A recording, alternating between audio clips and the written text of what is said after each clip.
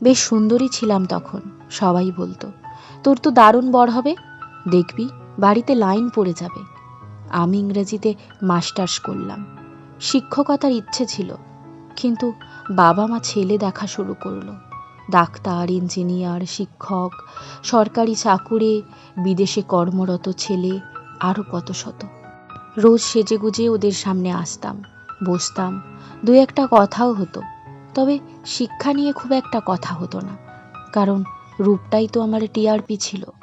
নিজেকে মাঝে মধ্যেই ওই বাজারের লাল হলুদ ক্যাপসিকাম বা স্টিকার লাগানো আপেল মনে হতো, যেগুলো বড় লোকেরা খুব যত্ন করে কিনে নিয়ে যায়।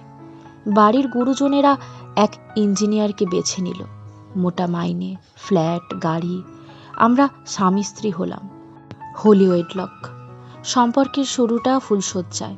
সেদিন খুব বেশি কথা হয়নি, কারণ আমার রূপটাই তো আমার ইউএসপি। সেই রাতে কোনো কবিতা ছিল না, কোনো গান ছিল না, মন তখনও তৈরি হয়নি। সম্পর্কের শুরুটা হলো যৌনতা দিয়ে, দুজন অচেনা মানুষের দুটো নগ্ন শরীর দিয়ে।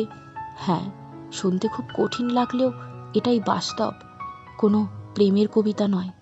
ছেলেটি আমায় ভালোবেসে বিয়ে করেনি, আমার রূপে আকৃষ্ট হয়েছিল। আজ 12 বছর একসাথে আছি, মন ভাবনার বিস্তর ফারাক। সম্পর্কটা এখন একটা অভ্যাস মাত্র। রোজ যোগা করি, তাই শরীরের সব কিছু এখনও টান টান, তাই শরীরের টান এখনও আছে। একটা জীবন চক্রে চলছে ঠিকই, তবে ভালোবাসাটা এখনও অধরা। সম্পর্কের সেই সূক্ষ্ম আবেগগুলো নেই, কতকটা নুন ছাড়া পোলাও মাংসের মতো।